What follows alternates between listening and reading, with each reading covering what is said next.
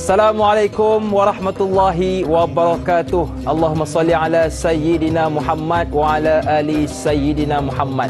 Anda sedang menyaksikan Tanyalah Ustaz dengan topik solat qada, dan anda juga boleh menonton siaran hari ini secara HD di www.tonton.com.my. Terima kasih kepada sedang penonton pendengar yang dirahmati Allah sekalian yang masih lagi sudi bersama dengan kami pada pagi ini. Sedang pendengar, penonton, keluarga besar Tanyalah Ustaz, bila kita menyebut tentang ibadat yang utama dan pertama adalah solat, maka orang tua ada berpesan buah kelapa, buah delima, makan bersama orang tua. Sibuk macam mana pun kita, ibadat solat jangan dilupa. Cuma kadang-kadang biasalah, dek kerana keletihan dan juga kesempitan yang lain, kadang-kadang kita tak tersengaja meninggalkan solat. Maka kita dituntut untuk qadakkan semula. Lalu bagaimana kaedah yang betul untuk kita solat qada? Maka pada hari ini kami di Tanyalah Ustaz berbesar hati nak memberikan penerangan dan pencerahan kepada anda berkaitan topik kita, iaitu solat qada, bersama dengan panel jemputan kita iaitu Ustaz Dr. Nur Muhammad Hadi. Assalamualaikum Doktor. Waalaikumsalam warahmatullahi wabarakatuh.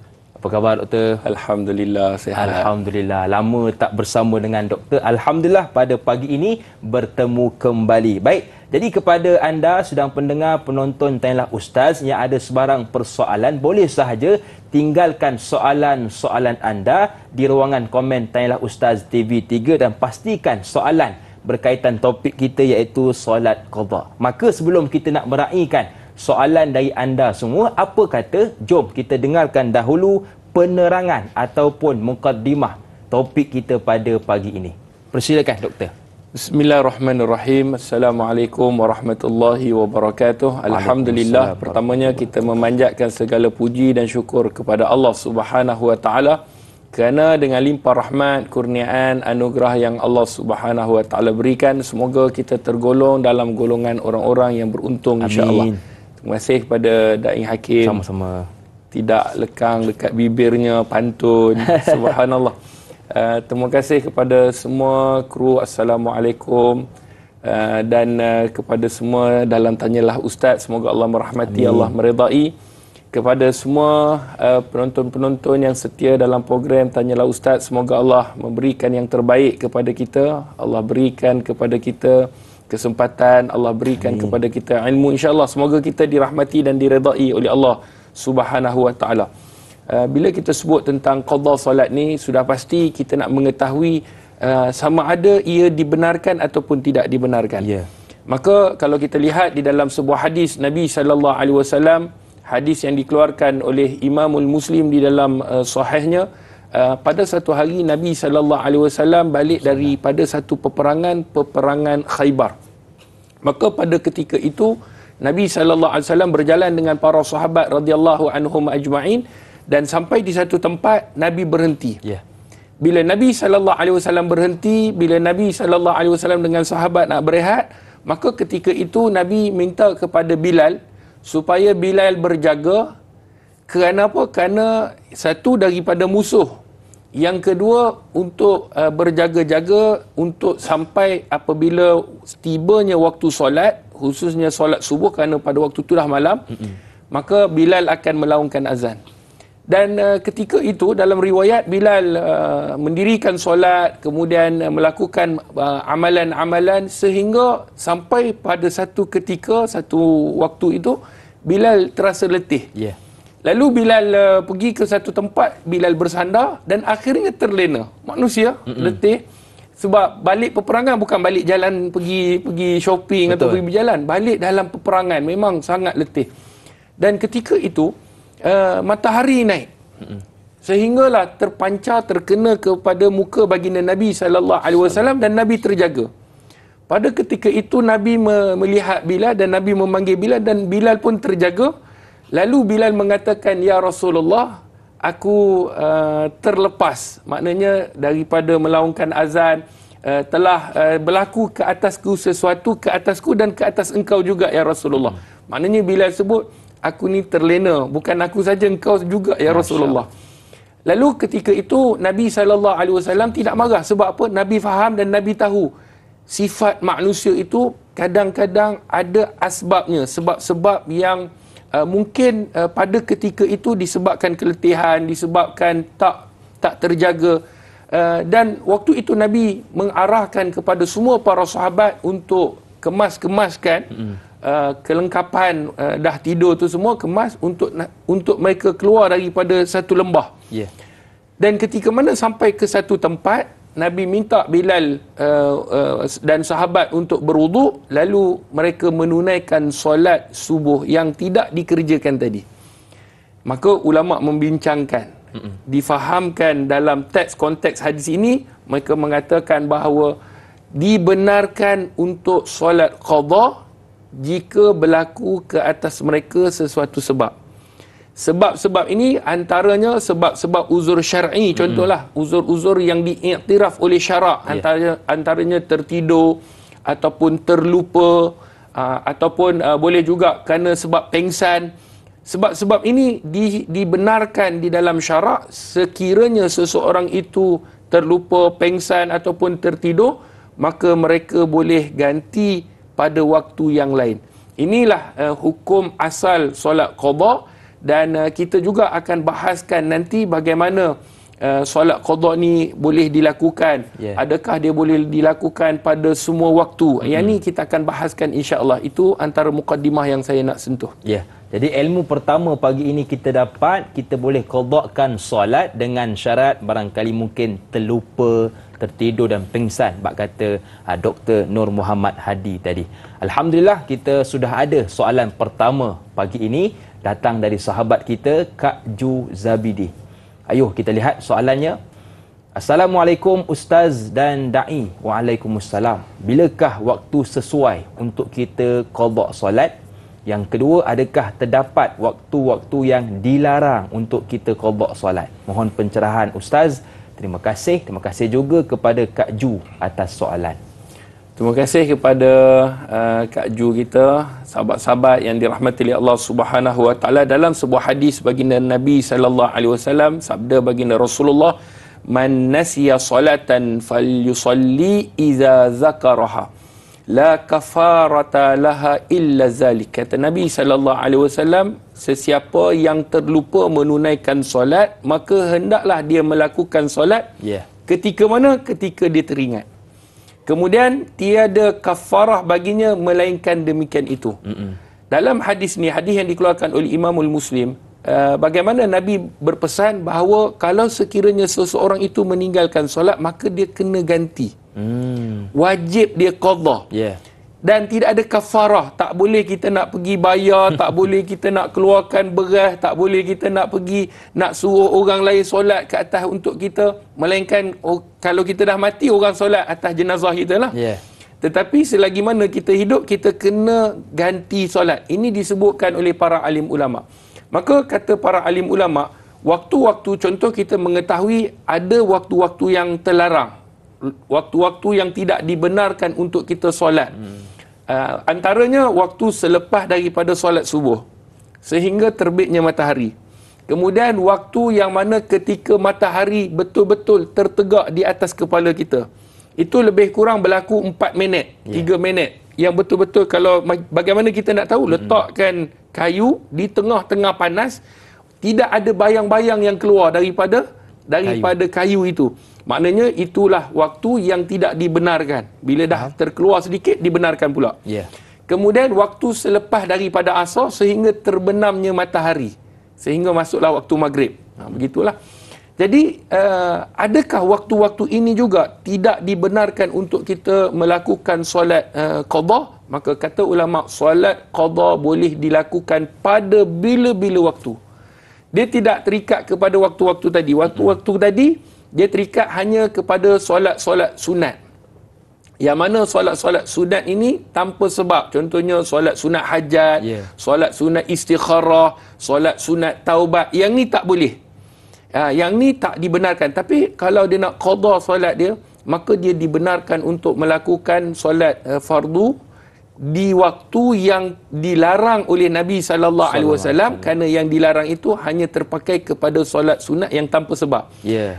Tapi kalau solat fardu ni memang dia kena qada, maka dibenarkan. Itu yang disebutkan oleh para alim ulama. Okey, baik. Jadi kalau kita tertinggal solat dan kita nak qadhakan pada waktu yang dilarang solat, maka dibenarkan. Jelas dan terang kepada kita.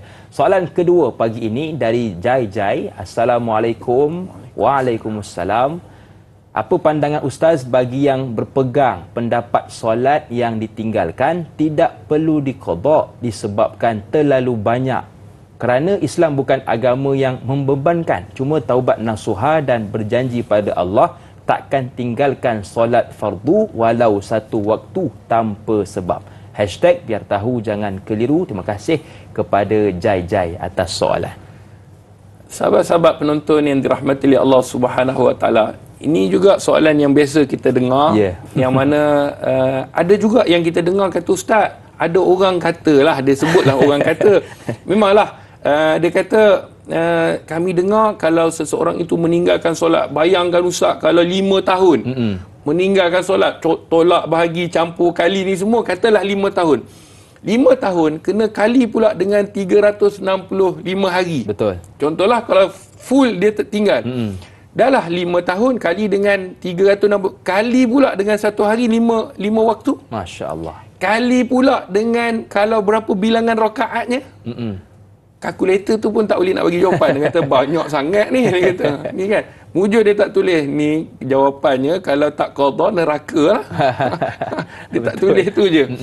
Tapi sebenarnya ulama membahaskan tentang qadha solat ini kepada dua pandangan ulama. Yang pertama, jumhur ulama, maknanya majoriti ulama 4 mazhab. Mazhab Hanafi, mazhab Maliki, mazhab Syafi'i, mazhab Hanbali mengatakan wajib kita qadha. Berdasarkan hadis Nabi sallallahu alaihi wasallam, hadis yang dikeluarkan oleh Imamul Muslim di dalam sahihnya, kata Nabi daripada Anas bin Malik, qala Rasulullah sallallahu alaihi wasallam, man nasiya salat au nama anha fakaffaratuhuma an yusalliha iza zakaraha. Kata Nabi, sesiapa yang tertidur ataupun terlepas solat, maka dia kena ganti balik, dia kena qadha balik ketika mana dia ingat. Okay. Kalau orang yang tertidur, kalau orang yang terlupa tadi, bila dia ingat, dia kena ganti, mana dia tertidur. Betul. Sehingga terlepas waktu tu. Dia tak ingat. Contohlah, dia mungkin buat satu kerja yang menyebabkan dia lalai. Dia tak tahu langsung dah masuk waktu dan dah keluar pun waktu. Bila dia tengok dah waktu tu dah masuk, dia teringat, maka Nabi suruh juga dia solat. Apatah lagi orang yang sengaja meninggalkan solat. Meninggalkan solat ni memang dia tahu, cuma dia malas. Dia kata, malas nak solat, nanti je lah solat. Jadi kalau yang tertidur pun Nabi suruh qadha, Nabi suruh ganti, yang ingat sengaja meninggalkan lagilah kena ganti. Ini pandangan ulama dalam 4 mazhab. Tetapi ada pandangan mazhab, bukanlah mazhab, satu pandangan Imam Ibn Hazm Al-Andalusi, disebut sebagai pandangan Zahiri. Kan ada pernah dengar mazhab Zahiri ni, dia kata bila dah tertinggal, tak boleh dah nak ganti waktu tu dah, kerana tak sama dah. Kerana waktu tu adalah waktu yang special, bila dah terlepas mana boleh nak ganti-ganti, dia kata. Maka kena taubat. Maka dua pandangan itu memang pernah biasa kita dengar, cumanya kita bermazhabkan mazhab Syafi'i. Dan 4 mazhab mengatakan bahawa tertinggal maka kena ganti dan kena qadha.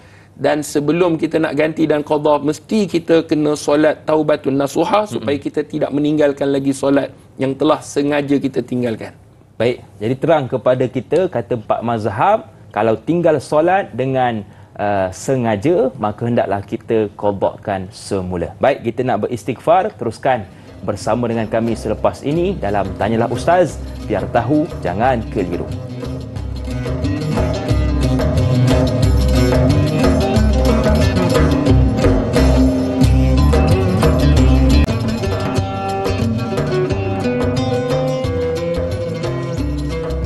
Daun beringin sungguh lebat, angin bertiup amat lambat. Bertemu lagi wahai sahabat, jom kita belajar tentang solat.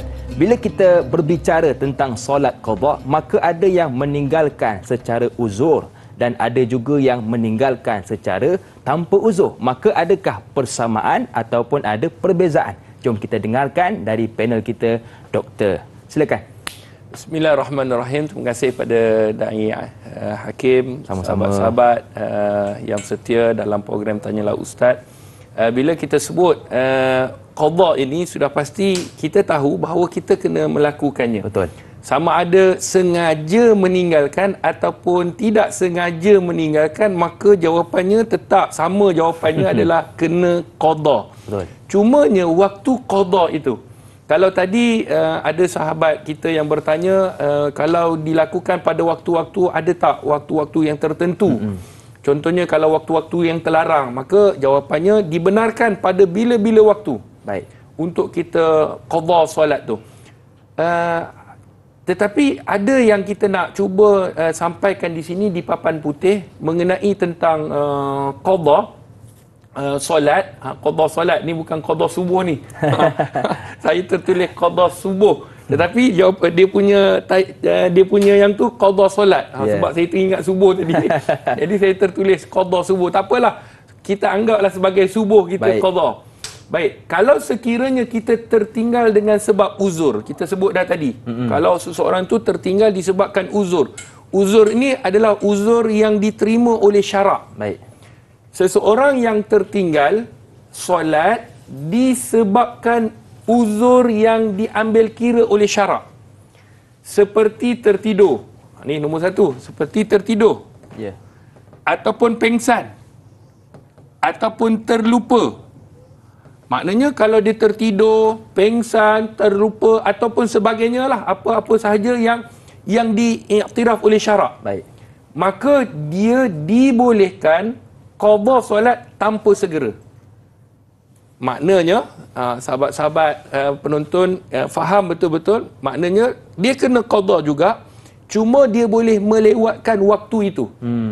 Berdasarkan hadis Nabi yang kita baca tadi, hadis yang dikeluarkan oleh Imamul Bukhari di dalam sahihnya, bagaimana Nabi bangun daripada solat subuh tu tadi, yang Nabi tak bangun, Nabi minta Bilal untuk kejutkan, tiba-tiba Bilal tertidur, kemudian dah matahari dah naik. Pada ketika itu barulah Nabi bangun dengan para sahabat.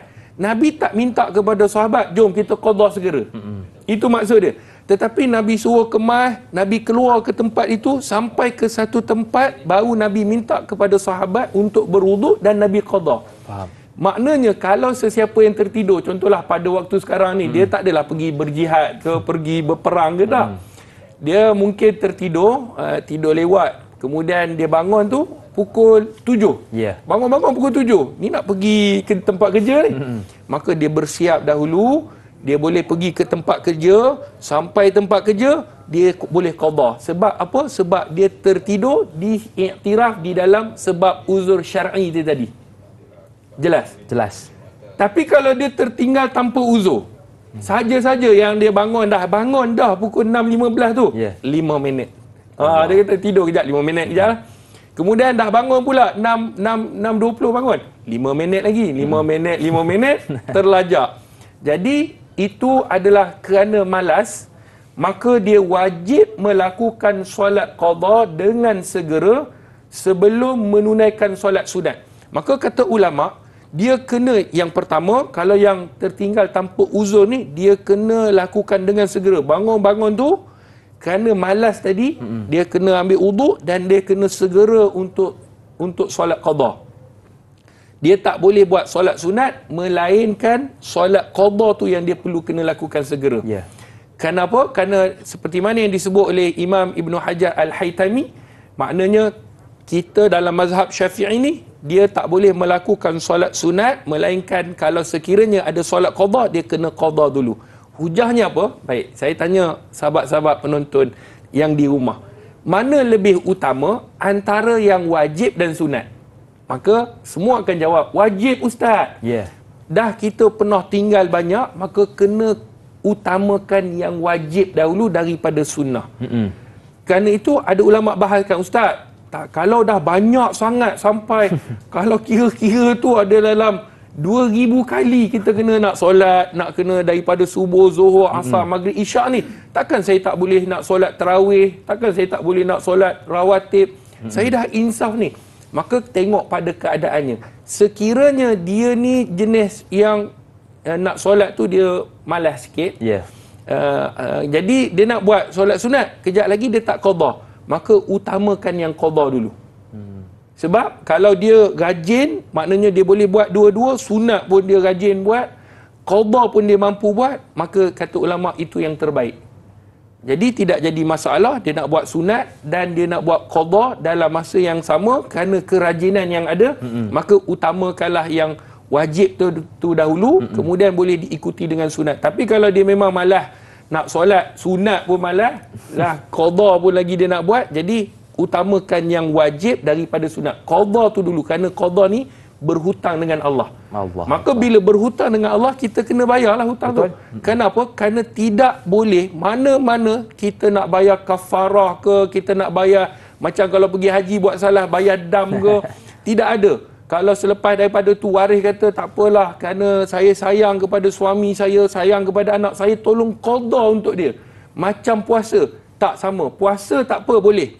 Haji kalau dia tak boleh lakukan, boleh badal. Tapi solat tak ada siapa boleh menggantikan tempat orang tu. Betul. Jadi dia bertanggungjawab berhadapan dengan Allah sampai dia mati. Jadi wajib didahulukan daripada sunnah. Sebab tu dia ada dua, tertinggal sebab uzur, tertinggal tanpa uzur. Okey, baik. Jadi itu perbezaan antara tertinggal sebab uzur dengan tertinggal tanpa uzur. Cuma satu soalan kalau boleh kita raikan, datangnya dari sahabat kita Nur Asikin. Ayuh kita lihat soalannya. Assalamualaikum Ustaz dan Da'i. Waalaikumsalam. Soalan saya, adakah wajib juga kita qada solat dengan mengikut tertib waktunya atau boleh dilakukan bila-bila masa tanpa mengikut waktunya? Mohon pencerahan Ustaz. Terima kasih Ustaz dan Da'i. #biar tahu jangan keliru. Terima kasih juga kepada Nur Asikin atas soalan. Baik, terima kasih pada Puan Nur Ashikin. Jadi saya dah betulkan dah. Dan betulkan qada solat. Kejap lagi orang kata, Ustaz, qada subuh? Dah. Qada subuh ke, zuhur ke, asar ke, yang penting solat, maka ia kena kepada dua tadi. Baik, kita kembali kepada soalan tadi. Satu soalan yang baik, antaranya dia kata perlu ke mengikut tartib. Betul. Maka kata para alim ulama, sebenarnya ke dalam solat ini dia kena mengikut tartib. Ini ada pandangan, beberapa pandangan ulama, iaitu yang pertamanya dia kata kena ikut tartib. Kalau kita tak dah tertinggal subuh, kemudian kita nak dah masuk dah waktu zuhur, maka kita tak boleh solat zuhur, melainkan kita kena solat subuh tu dulu. Sebab kalau macam mana kita nak solat zuhur sedangkan tertibnya subuh dahulu, baru zuhur, baru asar, baru maghrib, baru isyak. Begitu juga kalau orang yang meninggalkan solat yang begitu banyak, maka dia kena buat subuh, zuhur, asar, maghrib dan isyak. Tetapi ada pandangan yang lain, ulama kata kalau dia dah dikira berapa banyak, dia boleh buat mana-mana solat yang dia rasa dia nak qada dahulu. Contohnya kalau waktu subuh, dia sebelum solat fardu subuh, dia kena solat sunat kan, sebelum fardu ataupun sebelum daripada solat subuh tu dia ada solat qabliyah. Betul. Maka dia gantikan dengan solat subuh qada. Kemudian dia solat subuh kejap lagi. Kemudian lepas habis solat subuh, dia nak solat qada subuh sebab subuh banyak sangat dia tinggal. Ni zaman pop yeye dulu ni kan, seluar Yankee besar. Jadi waktu tu dia kata, Ustaz, saya dah banyak meninggal solat, menyesal saya. Jadi dia nak buat subuh. Waktu subuh tu dia buat qada subuh tu 2-3 kali.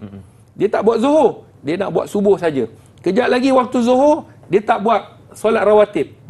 Dia sebelum nak solat fardu subuh zuhur, dia buat dulu qada zuhur, kemudian dia solat zuhur, kemudian dia buat qada zuhur lepas daripada tu. Boleh tidak jadi masalah. Maknanya kalau dia nak buat subuh, kemudian zuhur, asar, tidak jadi masalah. Yang penting kata para alim ulama, bagi pandangan yang kedua, solat yang dia tinggalkan berapa banyak tadi, dia kena qada kesemuanya sekali. Jadi ada ulama kata mengikut tertib, ada ulama kata boleh mengikut, yang penting dia habis qada dengan berapa banyak yang dia telah tinggalkan. Ya. Baik Ustaz, cuma bila kita melihat sebentar kepada papan tanda ini, dinyatakan dibolehkan qada solat tanpa segera. Contoh, kita tertinggal solat subuh pagi ni, ada orang mungkin dia qada semula esok, bukan jam 8, jam 9. Jadi segera tu bagaimana Ustaz? Baik, ni satu soalan bagus juga kan. Kadang-kadang ada orang tanya, Ustaz, esok boleh tak qada? Ia janganlah terlalu lewat sangat. Maknanya macam kalau ikutkan hadis Nabi tu, tak adalah Nabi qada sehingga sampai ke Madinah baru Nabi qada. Tidak. Nabi keluar sedikit, mengikut kesesuaian, mengikut kepada keselesaan, kemudian qada. Faham? Jadi macam yang saya sebutkan tadi, kalau dia terpaksa kena kerja, pergi kerja awal. Kalau tidak, punch card tu lambat pula. Betul. Kena potong gaji pula. Jadi dia nak kena segera, maka bersiap-siap, bersegera sampai pejabat qada solat subuh tadi. Kenapa? Kerana dia tertidur ataupun ada sebab uzur syar'i yang diterima oleh syarak. Tetapi dia tak boleh melewatkan sehingga esoklah buat alang-alang subuh esok kita qada sekali. Jadi tak dibenarkan oleh para alim ulama. Maknanya segera di sana adalah tak berapa segera, dia boleh melewatkan sedikit mengikut kesesuaian, dan juga dia boleh melakukan solat sunat sekiranya dia masih lagi belum melakukan qada solat tadi. Dia boleh buat solat sunat. Contoh, dia nak qada tadi subuh sampai waktu duha. Sebab dia tak solat subuh tadi. Jadi dia nak kata, ni waktu duha, nak solat duha dululah. Dia kata dia boleh solat duha dulu walaupun belum qada solat subuh tadi. Faham. Kenapa? Kerana sebab uzur syarak. Tapi kalau dia tertinggal tanpa uzur, waktu duha dia kena utamakan qada daripada dia utamakan solat sunat. Itu yang dimaksudkan oleh para alim ulama. Okey, jelas dan terang. Terima kasih Doktor. Soalan yang seterus ini menarik juga untuk kita bahaskan bersama. Datang dari Muhammad Faizal bin Ahmad. Assalamualaikum. Waalaikumsalam. Bagi seorang yang memang berat untuk melakukan solat, apalagi solat qada yang banyak ditinggalkan dahulu-dahulu, bolehkah solat qada dibuat secara ringkas, hanya baca yang fardu sahaja? Contohnya Al-Fatihah tanpa baca surah, tasbih dalam rukuk dan sujud hanya baca sekali sahaja. Biar tahu, jangan keliru. Terima kasih kepada Faizal atas soalan. Soalan yang sangat menarik dan memang ni kebanyakan orang nak tahu juga. Ustaz, ialah kalau kita nak baca doa iftitah kan panjang dah lah. Solat ni beribu pula nak buat ni. Kan sebab kali-kali tu keluar sampai 2,300. Maka jawapan kepada Encik Muhammad Faizal ini, terima kasih atas soalan. Kita sebenarnya yang kita tak kena bezakan antara rukun, sunat ab'ad dan sunat hayat. Maka kalau sekiranya ia melibatkan rukun, kita tak boleh meninggalkannya sama sekali. Contohnya apa rukun? Takbiratul ihram. Allahu akbar. Kita tak boleh skip. Kan? Terus-terus masuk Al-Fatihah. Tak boleh lah. Tapi kalau kita nak meninggalkan doa iftitah, boleh ataupun tidak? Boleh. Jawapannya boleh. Sebab dia sunat. Membaca Al-Fatihah, boleh tak kita tinggal? Tak boleh sebab dia rukun. Tak baca surah, boleh ataupun tidak? Tak apa, itu sunat. Jadi, benda yang sunat boleh ditinggalkan. Tetapi tidak dapat ganjaran pahala lah. Faham? Maknanya pahala kesempurnaan solat itu. Cuma dia buat yang wajib saja. Maka bila dia buat yang wajib saja, sudah dikira sebagai sah, dia qada ataupun dia solat, tidak jadi masalah. Dan nanti praktikal saya nak ajar macam mana nak memendekkan lah. Kadang-kadang kunut pendek, kunut panjang, patut angkat tangan. Yelah, kadang-kadang kita pergi tempat kerja, tiba-tiba kita angkat tangan. Allahumma, ni mesti kawan kata, ni mesti qada ni. Ni muka mesti kantai tak solat subuh tadi. Jadi maruah kena jaga juga. Betul. Memanglah kita malu di hadapan Allah, tetapi maruah kita kena jaga. Kena-kena Ustaz Dr. HD pula. Kata Ustaz ni apa kepala kopiah pakai diri qada solat. Contohlah dia tak tahu kita tertidur, pengsan ke. Tapi kita kena jaga juga, disebut khawarim muru'ah, kena menjaga maruah itu, kena jaga. Memanglah kita solat berhadapan dengan Allah. Jadi insya-Allah kita akan tunjukkan praktikal sebentar saja lagi. Okey, baik, kita nak bertahmid seketika. Teruskan bersama dengan kami selepas ini dalam Tanyalah Ustaz, biar tahu, jangan keliru.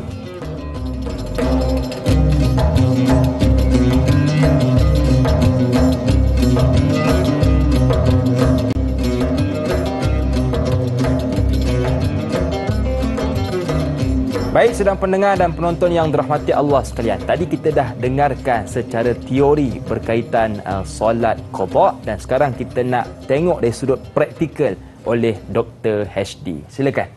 Bismillahirrahmanirrahim. Terima kasih pada Da'i Hakim, sahabat-sahabat yang setia dalam program Tanyalah Ustaz. Bila kita sebut tentang praktikal ni, qada solat dia sama sahaja. Yeah. Dia tidak boleh kita skip. Ustaz, 4 tu boleh tak jadi 2. itu kita buat qasar. Yeah. Ketika mana kalau bermusafir dan sebagainya, itu bolehlah kita memendekkan dan menghimpunkan. Tapi kalau qada, dia kena buat sama seperti mana kita solat biasa. Cumanya macam yang tadi yang ditanya oleh Encik Muhammad Faizal, mengenai boleh tak kalau kita nak ringkaskan. Ialah kalau kunut tu kunut panjang sangat. Jadi seperti yang saya pernah sebutkan sebelum daripada ni, sebenarnya Islam tu dia berikan kerahmatan, dia berikan kemudahan kepada kita. Maka kita boleh ambil kemudahan-kemudahan itu untuk kita gunakan dalam kehidupan kita. Baik. Itu indahnya Islam. Allah sebut dalam Al-Quran, ittaqullah mastata'tum, bertakwalah kamu kepada Allah atas apa yang kamu mampu. Jadi kemampuan seseorang itu berbeza. Betul. Ada orang, Ustaz, kalau alang-alang saya buat penuh je lah Ustaz, siapa suruh kau tinggal? Memanglah betul, itu kita. Tapi orang lain mungkin dia sebab tak mampu dan dia nak qadha. Jadi kita kena bantu dia. Kita tak boleh, memanglah kalau ikutkan solat dengan sempurna, kena baca doa iftitah. Itu yang dilakukan oleh Nabi. Baca Al-Fatihah, kemudian baca surah, lepas tu rukuk pula, tasbih tu pula 3 kali. Kemudian kunut-kunut yang seperti mana yang diajarkan oleh Nabi SAW. Maka kita kalau ikutkan kesempurnaan, itu yang terbaik. Tetapi di sana, kata para alim ulama, ada perkara-perkara yang boleh kita tinggalkan, mungkin dengan sebab-sebab untuk kita menjaga tadilah. Ya, kita hanya malu di hadapan Allah kerana kita berhutang dengan Allah. Orang lain nak kata apa, itu dia punya pasal. Tetapi kena jaga juga maruah ni. Tak bolehlah sampai kita menjatuhkan maruah kita. Tak dibenarkan dalam syarak. Maka kalau sekiranya kita nak qadha, khususnya subuh yang ada kunut, kan? Hari Jumaat pula, orang semua tengok, datang-datang, Allahumma hdina fiman hadai. Mana ada solat sunat kunut? Melainkan sekarang ni kunut nazilah lah kan. Tetapi tiba-tiba kita angkat tangan. Kan tu lah orang tengok. Tu imam pula tengah kunut ni. Serban pula. Ni serban ni lain macam ni kata. Jadi ketika itu, kita tak perlu mengangkat tangan. Baik. Kerana doa ni ketika kita berkunut ni, kan kita lepas i'tidal ni, Sami Allahu liman hamidah Rabbana walakal hamd. Rakaat kedua ni. Kemudian kita biasa angkat tangan kan. Allahumma hdina fi man hadait. Betul? Angkat tangan ni sunnah. Tak angkat pun tak apa. Kan? Allahumma hdina fi man hadait. Tak adalah orang perasan. Betul. Tapi kadang orang perasan, lama pula dia ni tidak ni tak rukuk ni mesti doa kunut. Ada di sana diajarkan di dalam kitab Fiqhul Manhaji, boleh buka, dia ada kunut pendek. Yang ni bagi yang pertama, bagi mereka yang mungkin nak qadha solat, dia nak doa kunut tu mungkin panjang, tapi dia nak amalkan. Daripada dia tinggalkan kunut tu, memanglah meninggalkan kunut ni dia termasuk dalam sunat abad. Tinggalkan tidak jadi masalah sebab dia sunat sahaja. Cuma dalam mazhab Syafi'i, kalau dia tinggalkan, dia kena sujud sahwi. Itu pun sunat sujud sahwi. Jadi kita ni bermazhabkan mazhab Syafi'i, khususnya di Malaysia ni ataupun di rantau Asia ni, kebiasaannya bermazhabkan mazhab Syafi'i. Maka amalkanlah kunut itu, tak salah pun. Maka kata ulama, di sana ada kunut pendek, ada kunut panjang, ada kunut pendek. Yang kadang-kadang orang bawa gurau panjang tu kunut, yang tu bahan lawak. Kalau kunut pendek, kunut. Dia kata dah, tu pendek. Tapi yang diajarkan dalam kitab memang ada. Yang panjang tu, yang macam mana yang disebutkan oleh di dalam riwayat, Allahumma hdina fi man hadait wa afina fi man afait, yang kita baca biasa tu, yang imam selalu baca, itu adalah yang sempurna. Tetapi ada yang pendek yang disebutkan oleh para alim ulama. Satu, kita tengah qadha ni, tak perlu angkat tangan. Lepas i'tidal, Sami Allahu liman hamidah Rabbana walakal hamd. Angkat tangan, kunut tu sunnah. Jadi tak perlu angkat tangan, dan kunut pendek. Apa dia? Allahumma ufirli ya ghafur. Masya Allah. Allahumma ufirli, ya Allah ampunkanlah dosa aku, ya Ghafur, wahai Tuhan yang Maha Pengampun. Baik. Wa sallallahu ala sayyidina Muhammad walhamdulillahi rabbil alamin. Allahu akbar. Memang tak perasan lah. Memang tak perasan lah, pendek sangat. Ya. Nampak? Jadi itulah yang disebutkan kunut panjang pendek. Dia boleh pergi kepada orang yang nak qada dalam keadaan segera. Dia boleh pergi kepada orang yang tak menghafal doa kunut. Ada sahabat-sahabat mu'alaf kadang-kadang dia tak hafal. Jadi dia nak pendek. Jadi kita bagi yang pendek dahulu. Allahumma Allahumma ghfirli, Allahumma ghfirli ya Ghafur. Itu antara yang disebutkan untuk praktikal kita nak qada solat, khususnya solat subuh. Mengangkat tangan itu yang pertama yang kita sebut sunnah.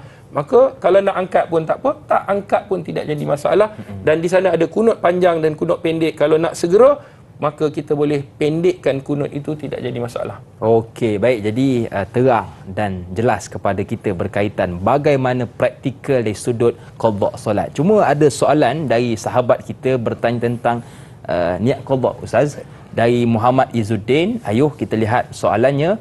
Assalamualaikum Ustaz, Dr.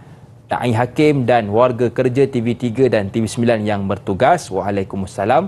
Dalam situasi seseorang itu terlewat bangun waktu subuh, lalu waktu syuruk pun telah lepas, bolehkah terus sembahyang subuh tanpa perlu niat qada?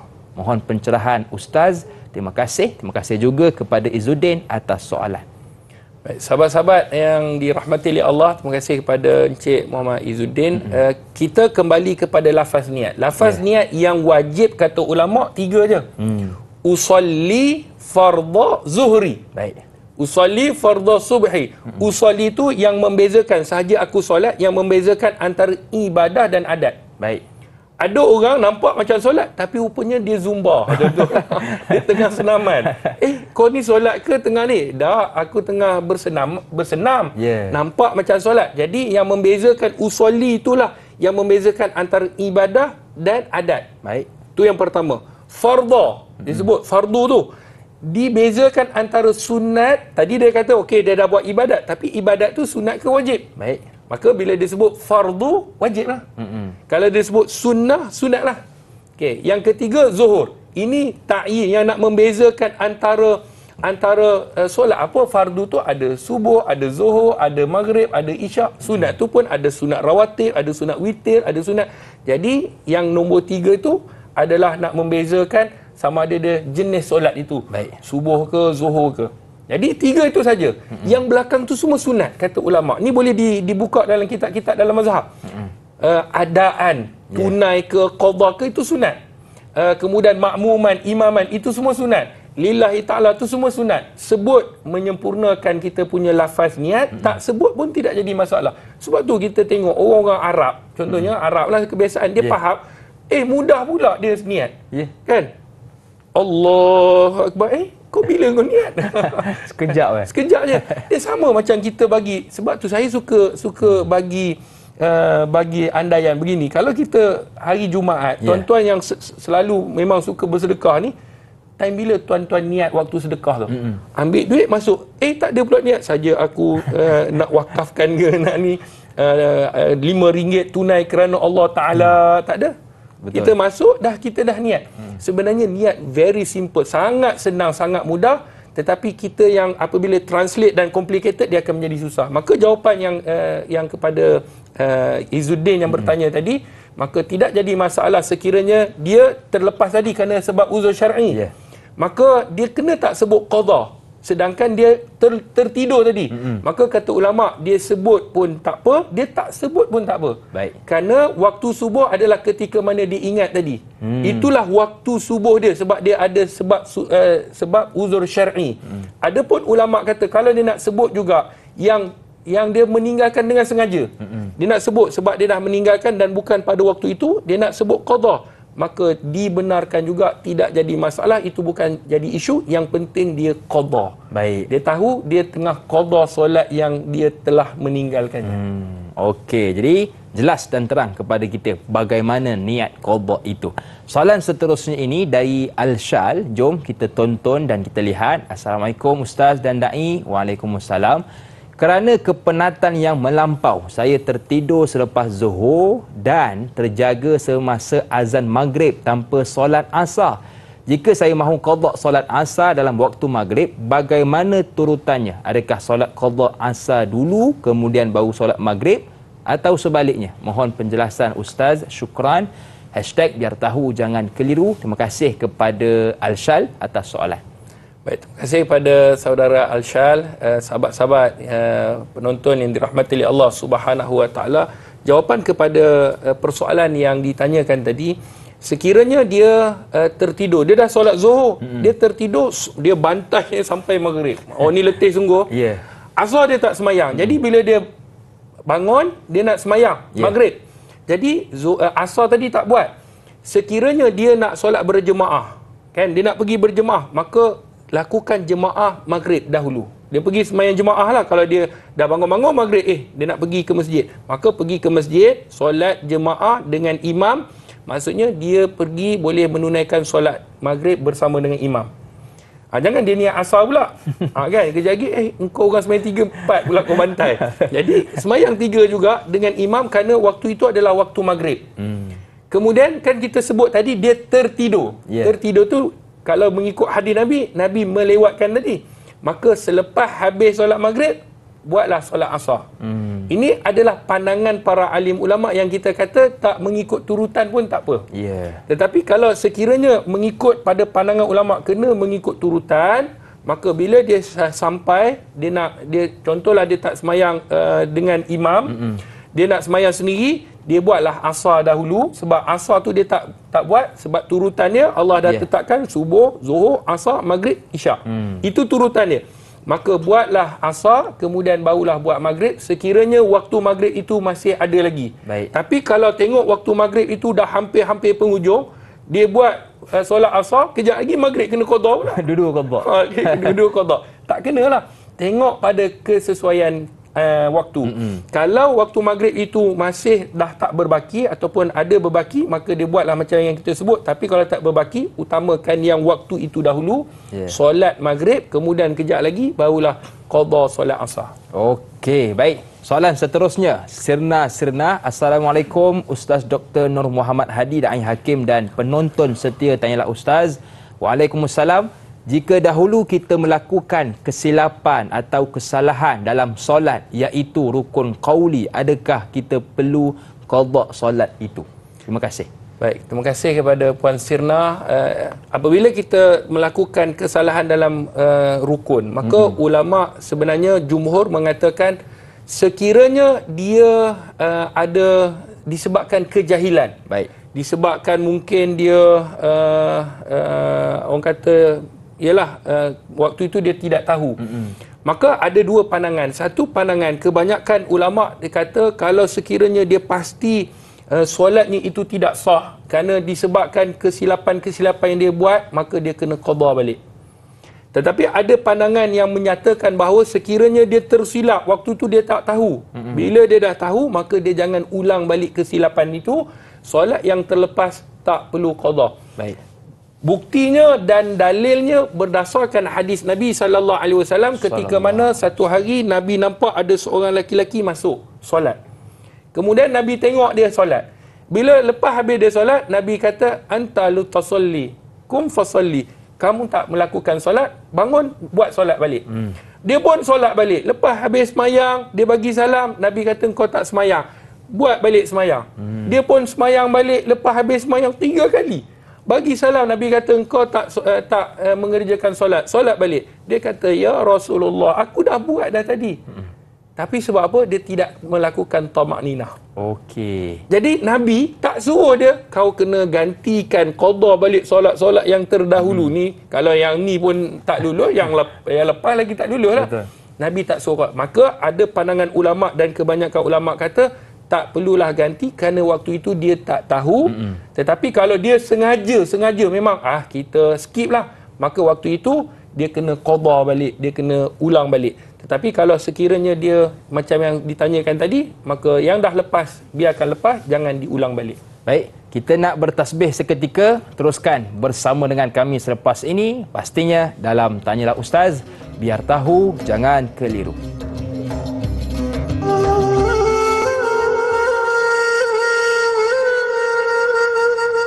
Bismillahirrahmanirrahim.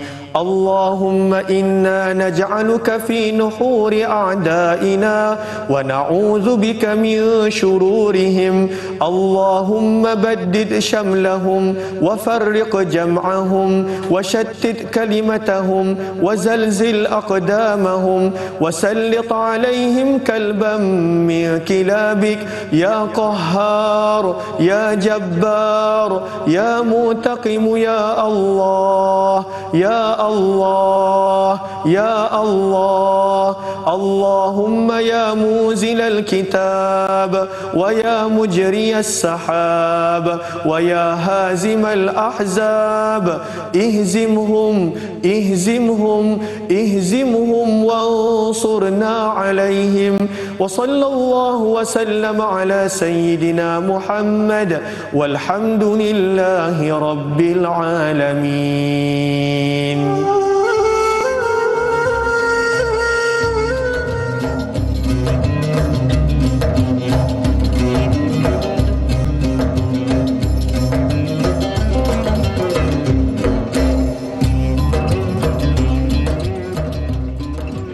Muslimin muslimat yang dirahmati oleh Allah Subhanahu wa taala. Alhamdulillah, kerja-kerja untuk membangunkan sebuah kompleks tahfiz dakwah anak-anak mualaf sedang giat dijalankan. Kita sedang menambun tanah dan kita juga sedang membina retaining wall, dan insya-Allah kita akan piling dalam masa yang terdekat untuk membina masjid 3 pintu. Ayo sama-sama menyumbang ke tabung pembangunan Akademi Al-Bayan untuk saham akhirat kita. Kita ingin melahirkan mereka yang berdakwah di jalan Allah, menegakkan kalimah la ilaha illallah di atas muka bumi Allah Subhanahu wa taala. Insya-Allah saham akhirat menanti kita insya-Allah. Akademi Al-Bayan, satu agama, pelbagai bangsa. Terima kasih kepada anda yang masih lagi sudi bersama dengan kami dalam Tanyalah Ustaz, biar tahu jangan keliru. Baiklah, sedang pendengar, penonton dan Ustaz. Saya dimaklumkan Ustaz dalam proses pembangunan kompleks tahfiz dakwah anak-anak mualaf yang pertama di Malaysia. Mungkin Ustaz boleh kongsikan kepada kami semua. Bismillahirrahmanirrahim. Sahabat-sahabat penonton yang dirahmati oleh Allah, budiman yang hartawan, yang mempunyai jiwa ingin memberi sentiasa sumbangan untuk menegakkan kalimah la ilaha illallah. Kami di Pertubuhan Akademi Al-Bayan sedang usaha, sedang giat untuk membangunkan sebuah kompleks seperti mana yang tuan-tuan dapat saksikan tadi. Jadi alhamdulillah, kerja-kerja untuk pembinaan seperti mana yang kita sedang untuk rancang kita usahakan, sedang giat kita jalankan. Kita alhamdulillah kita telah buat timbunan tanah supaya tanah itu lebih kukuh, dan kita buat pula retaining wall supaya tanah tu tak lari. Dan insya-Allah kerja-kerja untuk kita piling, untuk kita meletak pasak bumi ini, untuk bangunan tu didirikan dengan kukuh dengan izin Allah sehingga hari kiamat dengan izinnya insya-Allah. Maka sedang kita usahakan, maka insya-Allah akan terbinanya masjid 3 budaya yang seperti mana yang kita lihat, dan juga kompleks tahfiz dakwah anak-anak mualaf tadi. Jadi kita memohon kepada semua sahabat-sahabat yang dirahmati oleh Allah untuk sentiasa memberi sumbangan, dan kita juga buka kepada semua untuk datang untuk ziarah, sama ada di pejabat kita ataupun di tapak pembinaan, kerana tapak pembinaan ni masih lagi tidak kita buat, melainkan tanah tu telah kita tambun retaining wall. Cuma sekarang ni kerja-kerja untuk kita nak dirikan kompleks itu, insya-Allah dengan bantuan tuan-tuan, saudara-saudari yang sentiasa memberi infak. Kita doakan semoga Allah berikan saham akhirat yang sangat besar kepada mereka yang berinfak, bukan saja untuk diri mereka, bahkan untuk ahli keluarga yang telah meninggal dunia. Jadi sebab tu kita buka sekarang ni untuk piling. Maknanya kita memerlukan lebih kuranglah 5,000 batang insya-Allah, dan satu batang harganya 450. Jadi boleh kumpul dengan sanak saudara, adik-beradik. Kemudian kalau siapa yang nak menyumbang lebih daripada itu, maka dibenarkan, kerana tanah yang kita buat itu sebenarnya adalah tanah pertanian. Maka kita nak kena tengok struktur tanah tu dulu. Maka kita akan buat piling berdasarkan tengok tanah itu. Jadi kita memohon kepada semua sahabat-sahabat untuk terus menyumbang. maka boleh hubungi kami, boleh pergi ke pejabat, boleh datang berjumpa dengan saya sekiranya waktu itu mesh ataupun waktu itu ada, dan boleh pergi ke laman website kita untuk melihat apa saja perkembangan-perkembangan yang ada. Dan kita juga bukan saja meminta, tetapi kita menjual sambal teriak. Okey. Sambal teriak ni adalah bertujuan untuk kita membeli sambil menderma. Maksudnya tuan-tuan dapat sambal, dapat juga menderma. Jadi alhamdulillah dia mudah untuk nak bawa travel, untuk nak anak-anak, untuk nak makan dengan bubur dengan nasi. InsyaAllah ini antara usaha yang kita buat. Sebab tu sahabat-sahabat yang dirahmati oleh Allah Subhanahu Wa Taala, kita nak melahirkan dai mu'allah, nak mengembangkan kalimah la ilaha illallah, dan kalimah inilah yang kita nak akhirkan kehidupan kita. Bayangkan sekiranya kita dapat membangunkan sebuah komplek yang memperjuangkan kalimah la ilaha illallah. Kalimah ini juga yang kita akan pegang hingga kita mati, hingga kita berjumpa dengan Allah. Inilah kalimah yang kita akan bawa, dan kalimah inilah yang akan menyelamatkan sahabat-sahabat kita yang masih belum mengenal Islam. Maka ganjaran yang sangat besar yang kita akan dapat apabila mereka memeluk agama Islam, kita juga mendapat saham, iaitu saham mengislamkan orang. Jadi sangat besar. Jangan lupa sedekah subuh, jangan lupa sedekah hari Jumaat. Hari apa yang nak sedekah, sedekahlah kepada Pertubuhan Akademi Al-Bayan, kerana kita dapat kelulusan daripada Majlis Agama Islam Melaka untuk kutipan dana. Kita mohon kebenaran daripada Kerajaan Negeri Melaka. Kita mohon nak bina ni kepada Majlis Pembandaran. Kita minta KM kebenaran merancang, kebenaran membina ni semua kita minta ikut. Sebab apa? Sebab kita nak bangunan ni selamat. Dan kita nak bangunan ini sehingga hari kiamat dengan izinnya, insya-Allah. Jadi saham kita berterusan, dan saya juga nak mati dalam keadaan saham ini mengalir terus ke kubur kita, insya-Allah. Jadi siapa-siapa yang nak mengikuti perkembangan, insya-Allah boleh ikuti perkembangan di media sosial kita, dan insya-Allah kita juga akan buat jelajah Dr. HD di seluruh Malaysia, dan insya-Allah pada bulan ini di Negeri Sembilan, masya-Allah, iaitu fiqh praktikal solat. Kita akan jelajah dan kita akan bawa apa visi dan misi kita untuk membangunkan kompleks ini. Semua adalah percuma untuk tuan-tuan, untuk kita lebih dekat dan kita faham tentang lebih Islam, insya-Allah. Okey, jom sama tuan-tuan kita pakat bantu dalam membina kompleks tahfiz dakwah anak-anak mualaf yang pertama di Malaysia. Baik, kita nak meraihkan soalan yang seterusnya datang dari Rusli Maslina Ayus. Assalamualaikum Ustaz dan Dai. Waalaikumsalam. Adakah dengan rasa puas di dalam hati dengan niat kita dah melunaskan segala hutang qada solat itu, lebih baik daripada kita membuat pengiraan jumlah qada solat yang perlu kita lakukan? Mohon pencerahan Ustaz. Terima kasih. Terima kasih juga kepada Rusli Maslina atas soalan. Baik, sahabat-sahabat yang dirahmati oleh Allah Subhanahu Wa Taala, bila kita sebut mengenai tentang berpuas hati ataupun tidak, kita dah qada ataupun tidak, sebenarnya kata ulama, kita kena yakin bahawa berapa banyak solat yang telah kita tinggalkan. Anggaran, maksudnya anggar itu sampai kita rasa puas hati tadilah. Saya rasa kalau ikutkanlah umur sekarang ni 40 tahun. 40 tahun tolak umur zaman baligh. Contohlah umur zaman baligh ni kita ambil 15 tahun. 15 tahun hingga ke 40 tahun tu berapa? Kita kiralah congak. Daripada jumlah tu saya rasa saya solatlah, ada solat, ada tak solat. Kita anggarkan setahun kita solat. Yang berbaki tak solat. Maka kita yakin begitu. Maka anggaran itu kita buat perkiraan, dan kita rasa tenang kalau kita buat ini jumlah yang kita rasa selesa. Maka kata ulama, qada lah jika sekiranya terlebih tidak jadi masalah, dia biar lebih, jangan kurang. Betul. Jadi kalau lebih tu dia akan masuk dalam pahala sunat tadilah, kerana subuh mana boleh buat 2 kali. Subuh mana boleh buat 3 kali. Saya hari ni subuh 3 kali saya buat. Subuh mana boleh. Subuh Nabi buat sekali je. Betul. Jadi kita anggarkan berapa banyak yang telah kita tinggalkan, sehingga kita rasa inilah jumlah yang kita rasa ke arah lebih yakin, maka kita qadalah dengan betul, dengan sempurna, maka insya-Allah hutang kita dengan Allah juga akan selesai, kata para alim ulama. Okey, baik. Jadi banyak lagi yang ingin kita bicarakan bersama dengan Dr. HD, tetapi kita nak berehat seketika. Teruskan bersama dengan kami selepas ini di TV9. Tanyalah Ustaz, biar tahu, jangan keliru. Akademi Al-Bayan membawa impian besar untuk melahirkan golongan pendakwah yang berupaya menyebarkan syiar Islam dengan menggunakan bahasa yang difahami oleh bangsa mereka sendiri, sekaligus menjadikan mereka ini sebagai aset terpenting umat Islam. Ayo, sama-sama kita santuni mu'alaf agar mereka mengenal Islam.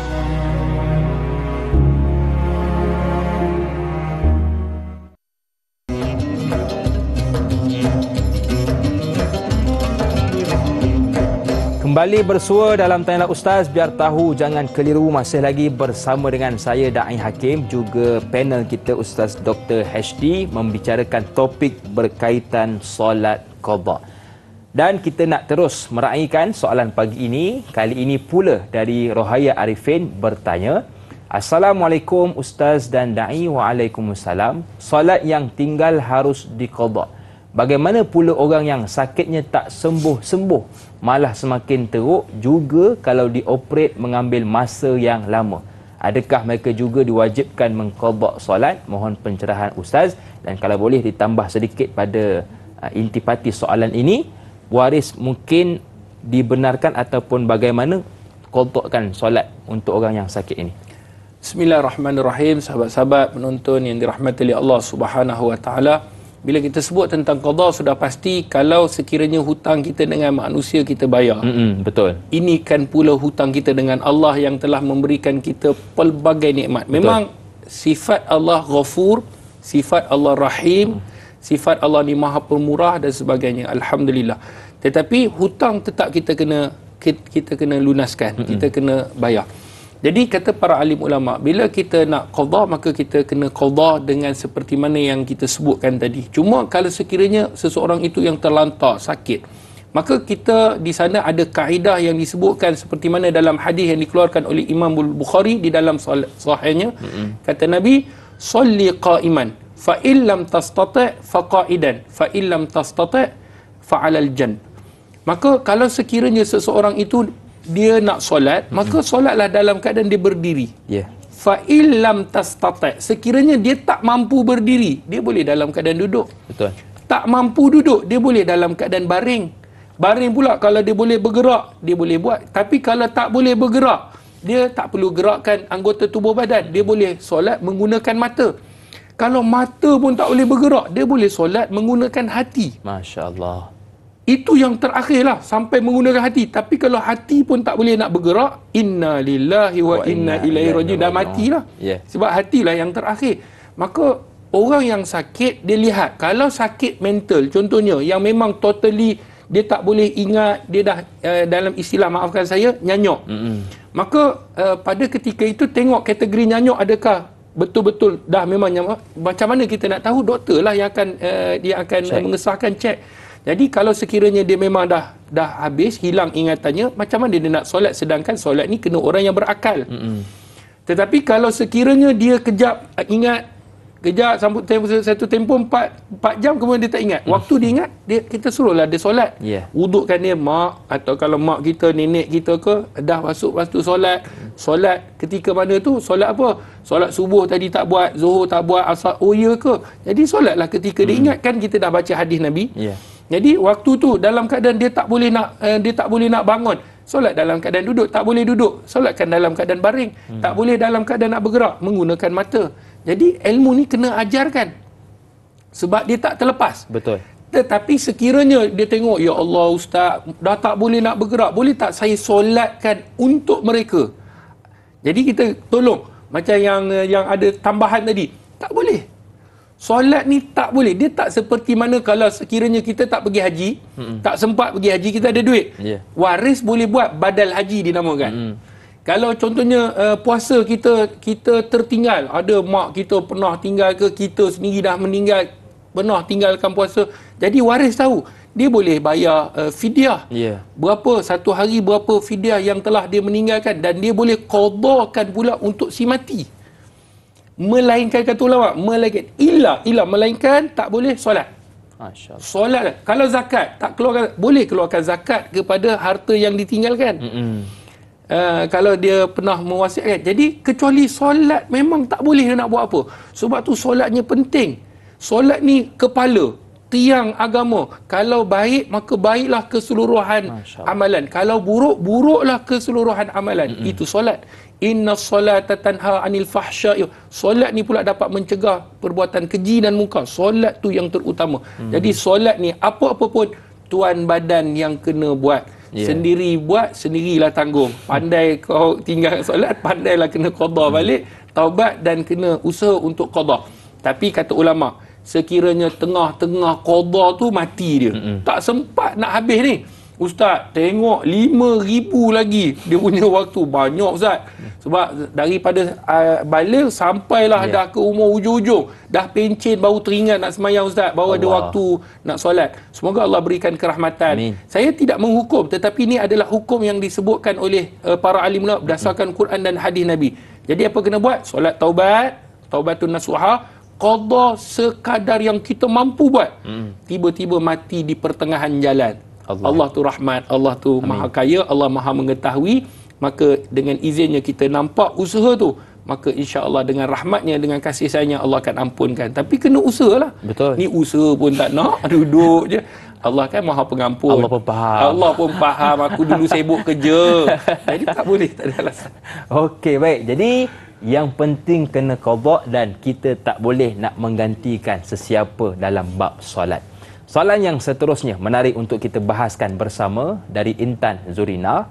Assalamualaikum Ustaz, Da'i dan warga. Tanyalah Ustaz, solat qada sering dirujuk kepada solat fardu. Bagaimana pula dengan solat sunat? Apakah solat sunat yang boleh diqada oleh mereka yang sering melaziminya? Yang kedua, adakah qada solat sunat ada had waktu? Contoh, solat duha hanya boleh diqada di waktu duha, di lain hari saja, atau boleh diqada bila-bila masa? Terima kasih Ustaz, terima kasih juga kepada Intan atas soalan. Bismillahirrahmanirrahim. Sahabat-sahabat penonton yang dirahmati oleh Allah. Bila kita sebut mengenai tentang qada, khususnya ni solat sunat. Ni dia martabat lebih.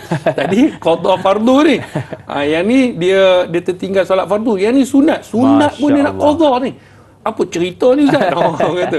Kalau sembahyang sunat yang orang dah sentiasa lazim, dah sentiasa, bila dia tertinggal, dia orang yang iman dia ni dia cukup jaga, dia rasa macam tak kenalah. Dia kata solat sunat tak buat. Ada orang sampai solat jemaah, kalau dia tak bersedekah, kalau dia tak zikir berselawat 1,000 selawat 1,000 satu hari, bukan wajib pun, tapi dia dah melazimi, dia dah jadi kebiasaan dia, iman dia. Kita tak selawat, tak apa.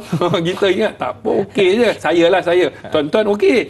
Jadi, ni adalah qada solat sunat. Maka, kata ulama', lihat pada solat sunat tu. Ada solat sunat yang disebut dia terikat pada waktu. Ada solat sunat yang tak terikat dengan waktu. Solat sunat yang terikat dengan waktu, contohlah yang terikat dengan waktu ni, gerhana. Ada waktu dia lah, gerhana. Dia terikat tak waktu dia? Terikat lah. Waktu gerhana je. Kita ada solat sunat gerhana. Dah habis gerhana, nak solat apa? Faham jenis? Jenis macam tu.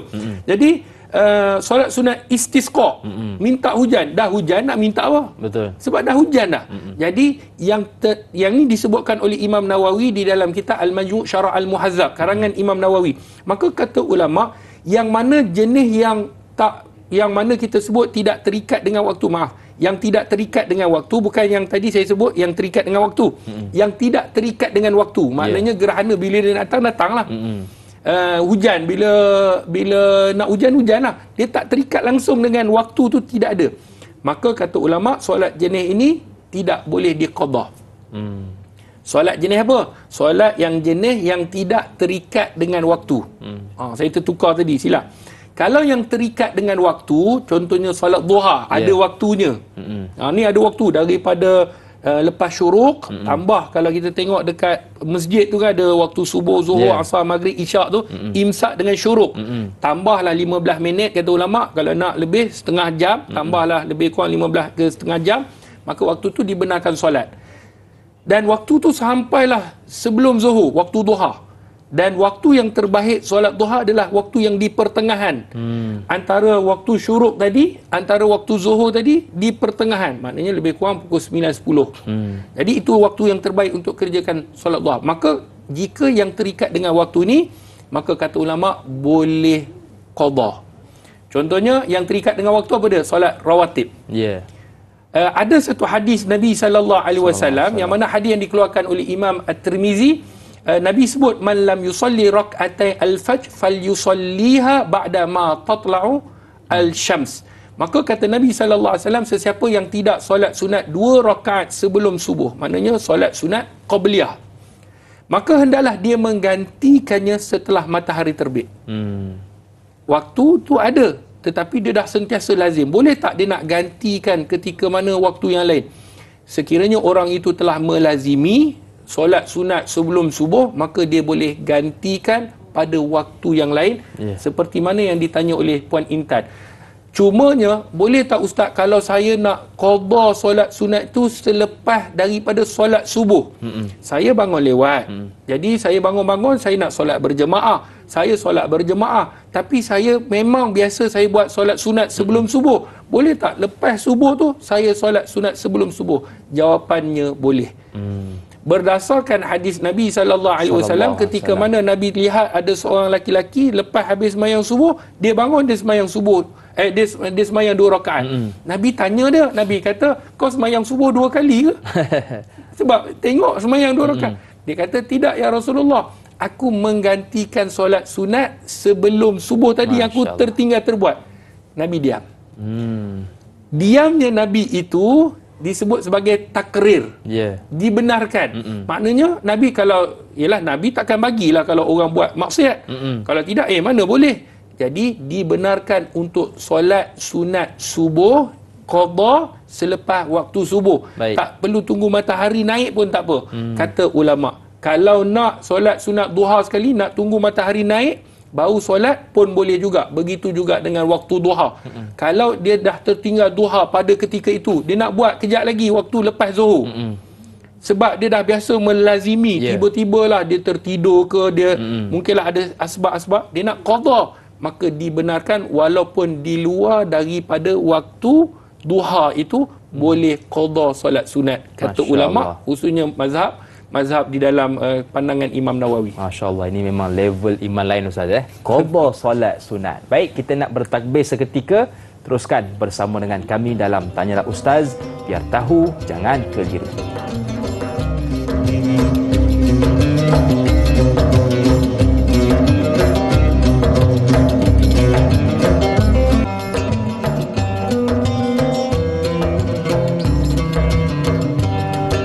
Haji Leman bermain TikTok, main bersama Haji Bakhil. Belajarlah walaupun dah jadi atuk, agar hidup tak selamanya jahil. Terima kasih kepada tuan-tuan dan puan-puan yang masih lagi sudi bersama dengan kami dalam program Tanyalah Ustaz, biar tahu jangan keliru. Kita masih lagi membicarakan berkaitan solat qada, dan ada satu soalan dari sahabat kita, dari Nur Madiah Abdullah. Assalamualaikum Ustaz dan Da'i. Waalaikumsalam. Saya ada terbaca satu artikel kat media sosial, kalau kita tinggal solat yang banyak, boleh mengqada hanya dengan satu solat pada akhir bulan Ramadan. Solat tersebut dilakukan 4 rakaat tanpa tahiyat awal dan ada niat khas. Betul ke Ustaz? Tolong Ustaz huraikan. Nampak macam mudah sangat. Terima kasih. #biar tahu jangan keliru. Terima kasih kepada Nur Madiah. Baik, terima kasih kepada yang bertanya, Puan Nurmadiah. Satu soalan yang perlu diperjelaskan, kerana biasa kadang-kadang kita baca ada orang hantar poster, ada orang suruh siapa-siapa yang melakukan demikian-demikian ini maka akan diberikan sedemikian. Maka menjadi hak sebagai seorang Muslim, sebagai kita yang mencintai Allah dan Rasul, untuk menyemak dan menyelidik. Betul. Datang daripada mana benda ini, ada tak rujukan dia. Jadi tidak jadi masalah, kerana ia sebagai satu benda yang berkaitan tentang ibadah kita. Maka caknanya kita kepada perkara yang demikian menunjukkan keimanan kita. Betul. Tapi kalau kita orang kata tak tahu, maka jangan kongsi. kita rasa macam rasa lainnya, maka jangan kongsi. Simpan dulu. Maka dalam firman Allah Subhanahu Wa Taala, Allah suruh kita bertanya kepada orang yang mengetahui. Kan, fasalu ahla zik in kuntum la ta'lamun. Tanyalah kepada orang yang tanyalah kepada orang yang tahu jika kamu tidak mengetahui. Maka kita bertanya.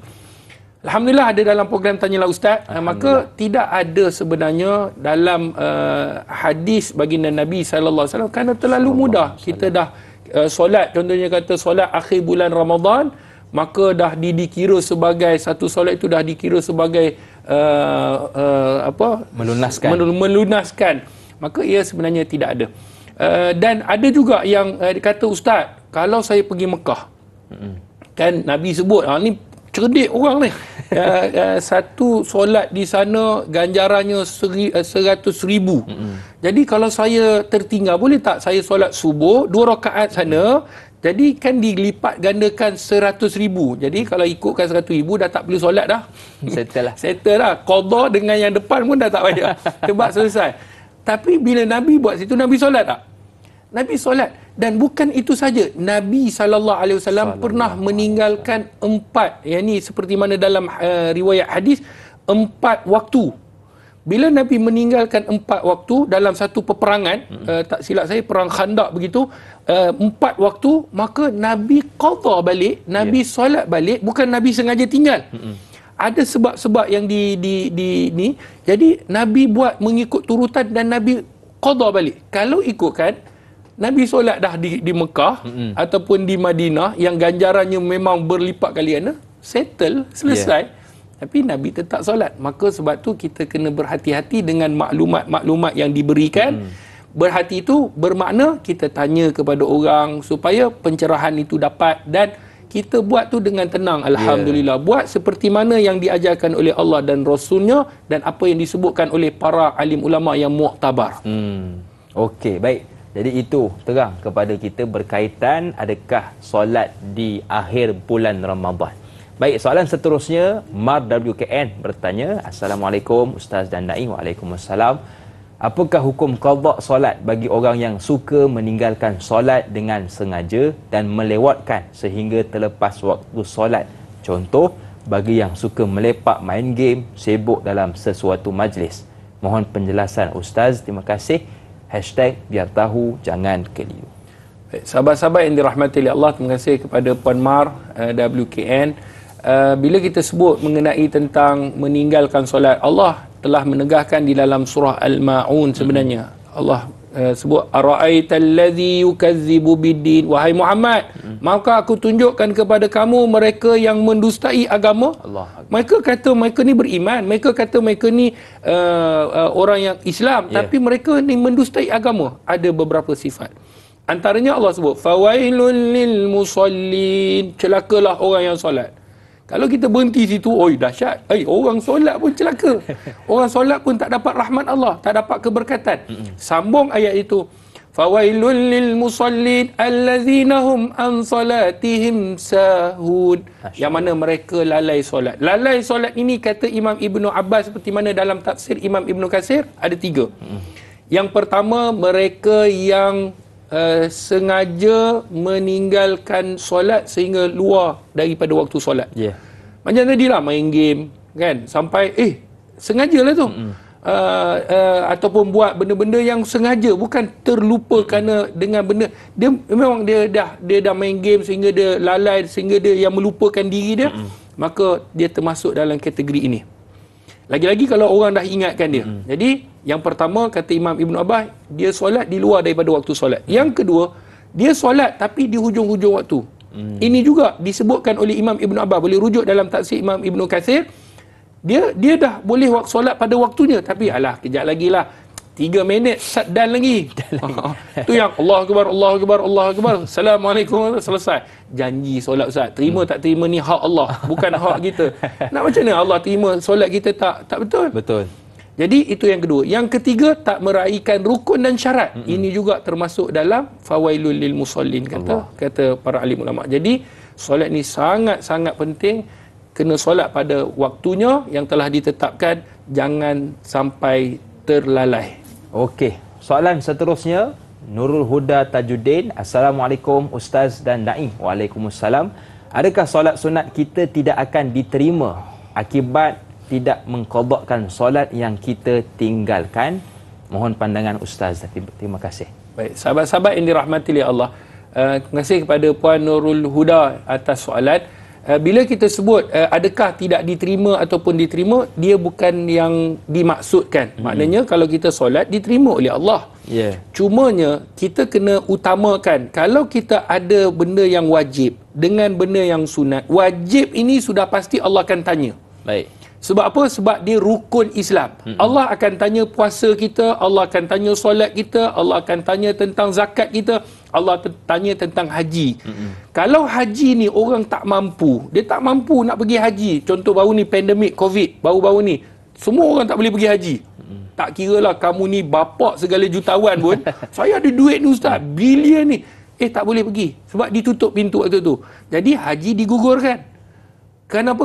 Sebab kalau zakat dia jadi fakir, tadi bilion tiba-tiba jadi fakir, maka waktu dia jadi fakir asnaf, dia tak perlu keluarkan zakat, digugurkan.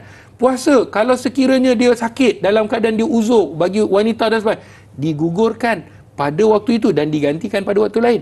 Solat, contohnya kalau solat, sakit ke tak sakit ke, kena solat. Betul. Tak mampu berdiri, duduk. Jadi bila kita sebut mengenai tentang qadha solat ini, sekiranya kita nak qadha solat, kita rasa mampu, saya mampu tak? Sunat pun saya mampu, wajib pun mampu buat, maka buatlah dua-dua. Tapi kalau dia kata, ustaz saya buat sunat tapi wajib ni nantilah kot. Bila mati yang ditanya bukan sunat, ditanya wajib. Betul. Subuh kamu bagaimana, zuhur kamu bagaimana. Nah, Allah tak tanya dulu rawatib macam mana. Subuh ni tanya dulu, zuhur tanya dulu, asar, maghrib, isyak. Kalau dah okey, maka amalan lain akan disemak. Tapi kalau tak okey, macam kalau SPM, contohlah SPM, BM tu ditanya, tengok. BMF. Ni SPM. Jangan kata kalau sign A ke, sejarah A ke, BM tu. Duduk negara Malaysia. Dapat BMF, dia kata. Jadi tak ditengok, dia kena ulang kan, betul tak?